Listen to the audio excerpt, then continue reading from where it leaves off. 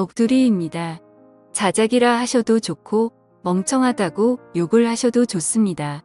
그냥 어디에든 말하지 않으면 너무 힘들어서 제가 정신이 나갈 것만 같아서 이렇게 글을 씁니다. 5년 동안 전혀 몰랐습니다. 정말 까마득히 모르고 살았던 제가 너무 원망스럽네요. 이 더러운 곳에서 저만 나가면 그만인데 왜 이렇게 눈물이 나는지 모르겠습니다. 아무튼 지금부터 드라마에서도 나오지 않을 법한 제 이야기를 시작할게요. 남편과 신우는 이복남매라고 했습니다. 저는 남편보다 5살이 많았고 신우는 남편보다 7살이 어렸죠. 남편의 친엄마는 남편이 어릴 때 돌아가셨고 새어머니를 평생 엄마처럼 여기며 살았다고 하더라고요. 그리고 그 새어머니와 친아버지 사이에서 태어난 신우가 있었는데 나이 차이가 많아서 그런지 남편은 살뜰하게 신우를 살폈고 신우는 저랑 나이 차이가 많이 나서 그런지 약간의 어린 행동을 하는 것 외에는 그저 무난무탈한 신우였습니다. 아무튼 신우가 18살 되던 해에 새어머니도 돌아가시게 됐고 건축업을 하시는 아버지는 지방에서 공사가 많아서 한 달에 2~3번 집에 오시고는 했었다고 하더군요. 가끔 도우미 아줌마를 부르기도 하고 남편하고 신우가 청소랑 밥을 해먹으면서 서로 챙기며 살아가던 시절에 저는 남편을 만나서 연애를 했죠.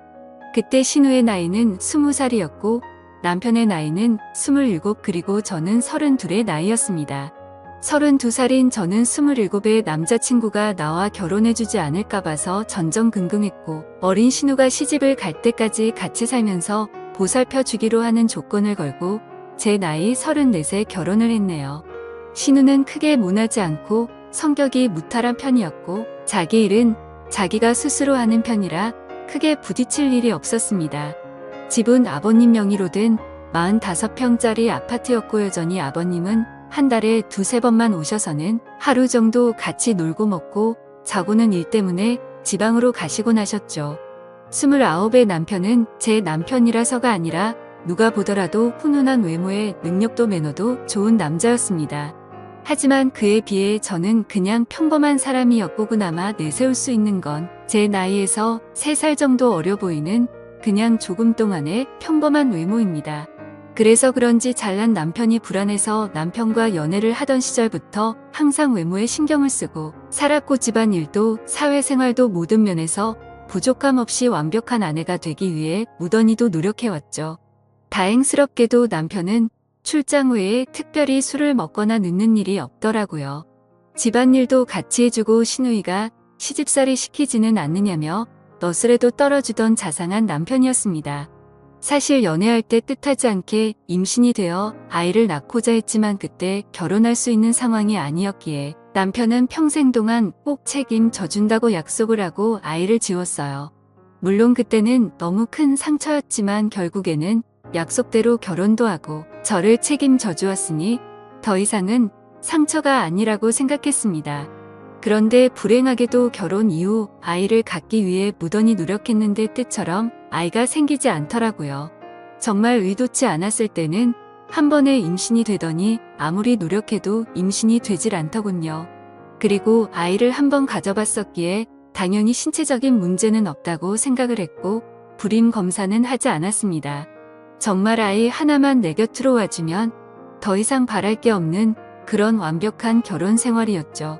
남편은 신우를 살뜰히 챙겼지만 내 눈에 이상해 보이지 않을 정도였고 정말 단 한 번도 신우와 남편의 사이를 이상하다고 생각해 본 적조차 없었습니다. 그러던 어느 날이었죠.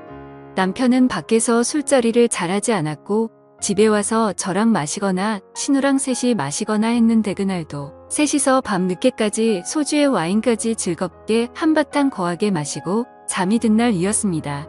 다른 날과 별다를 바 없는 날이었고 신우의 이부자리를 펴주고 잠든 남편을 보고서 잠이 들었습니다. 원래 술을 마시면 중간에 깨지 않고 항상 늦잠을 잤는데 그날은 술 때문인지 목이 말라서 잠시 깼죠. 근데 옆에서 잠들어 있어야 할 남편이 없었고 거실에 나가봤는데도 없더라고요. 그래서 주말에는 운동을 하러 종종 나가기에 운동하러 나갔는가 보다 하고 물을 마시고 다시 침대로 가서 잤습니다. 근데 속이 좋지 않아서 한참 잠이 오지 않아 뒤척이던 도중에 아가씨 방에서 문이 열리는 소리가 나더군요. 그러더니 곧 이어서 현관에서 신발 소리가 들리더니 현관문이 열리는 소리가 나더라고요. 아가씨가 밖에 나가는가 보다 했는데 남편 소리가 들리는 것이었습니다. 마치 지금 막 들어온 것처럼 말이죠. 하지만 뭔가 순서가 잘못된 것 같아서 이상했습니다. 밖에서 들어오는 거면 현관문이 열리고 신발 소리가 들려야 맞는 건데 신발 소리가 들리고 현관문 소리가 들렸는데 밖으로 나간 사람은 없었죠. 그래서 그날부터 이상한 생각을 지울 수가 없었습니다.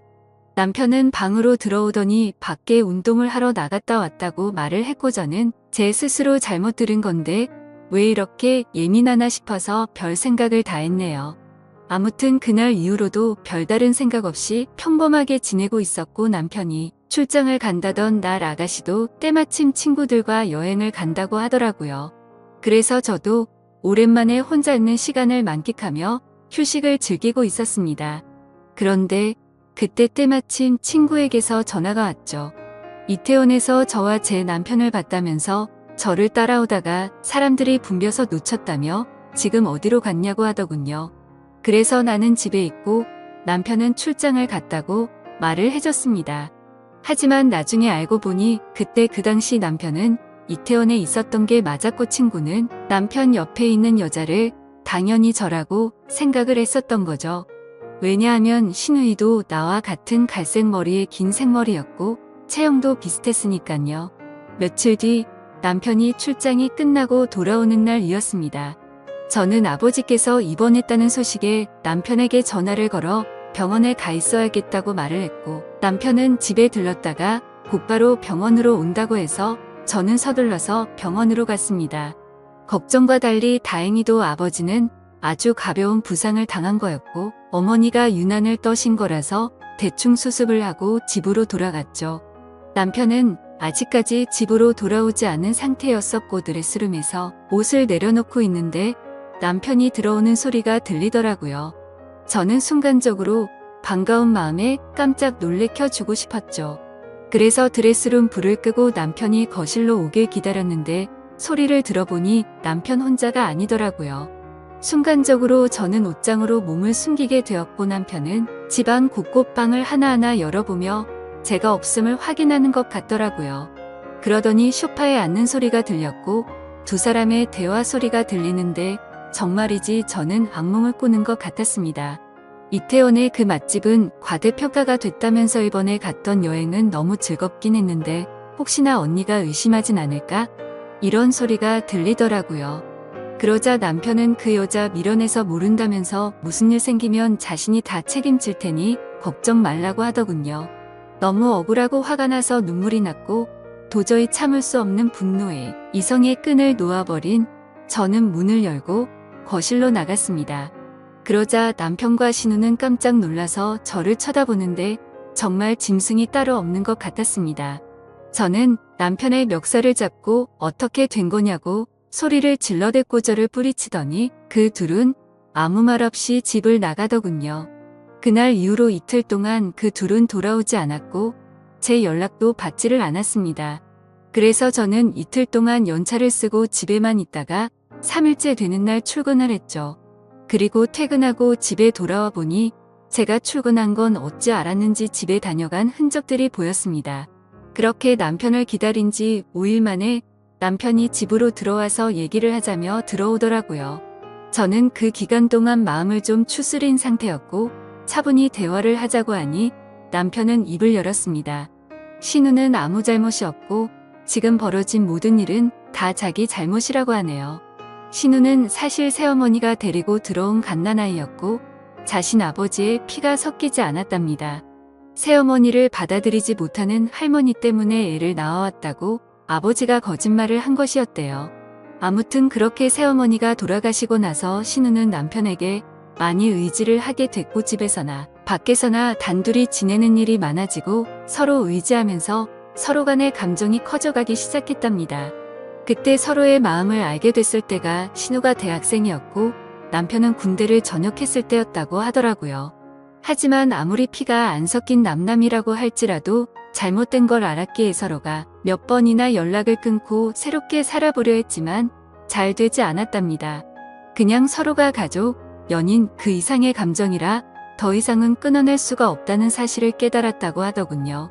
저랑 연애하는 기간에는 물론이고 결혼하고 나서도 두 사람은 저를 속여왔다고 다 털어놓았습니다. 신우가 간혹 생겼다던 남친도 다 거짓말이었고 단지 제 눈을 피하기 위한 일종의 작전이었던 거죠. 신우의 철없는 행동으로 혹시나 내 의심을 살까봐 남편이 그동안 케어한 것까지 전부 말을 하더군요. 그리고 남편은 혹시나 하는 마음에 정관수술까지 했답니다. 제가 아이를 가지면 신우가 질투에 눈이 멀어서 무슨 일이 벌어질까봐 그랬답니다. 정말 남편이 진실되게 하는 말을 들으면서도 이게 꿈인지 진짜인지 믿을 수가 없겠더라고요. 순순히 자기 입으로 시인을 했지만 간통죄가 없어졌으니 이 둘을 감옥으로 보낼 수도 없는 노릇이었습니다. 이혼 소송을 해서 재산이라도 뺏어보려 했지만 변호사와 상담을 해보니 어차피 둘이 결혼해서 같이 모은 돈 반 나누는 거 외에는 이자료 1,000만 원에서 3,000만 원 정도 받을 수 있을 거라고 하더라고요. 그런데 남편이 1억을 주겠다며 괜히 남들 입에 오르내리지 않게 소송은 하지 말고 조용히 협의해 이혼을 하자더군요. 같이 모은 돈도 전부 저를 주고 위자료로 1억을 주겠답니다. 그 말이 저를 위해서가 아니라 신우를 위해서인가 보다 생각이 들더군요. 그리고 얘기를 들어보니 시아버지란 사람도 이미 알고 있는 것 같았습니다. 세상을 떠난 새엄마라는 사람과도 생전에 서류상으로 혼인을 하지 않았었고 서류상으로도 둘은 정말 완벽한 남남이니 이제 저만 없어지면 둘이 잘 먹고 잘 살 수 있겠지 싶더라고요. 저도 도저히 그 인간과는 지낼 수 없었기에 모든 걸 포기했습니다. 이혼 서류는 이미 접수했고 5년 동안 모은 돈과 위자료 1억까지 오늘 입금이 되었더군요. 저와 대화한 이후로 남편과 신우는 단 한 번도 집으로 들어오지 않았고 저는 이제 제 옷가지들만 싸서 이 집에서 나가면 되는데 왜 이렇게 가슴이 먹먹하고 찢어질 것 같은지 모르겠네요. 우리 부모님께서는 아직 이 사실에 대해서 전혀 모르시는 상황이고 제 친구들도 아무도 모르는데 저는 어디로 가서 울어야 할지 모르겠습니다.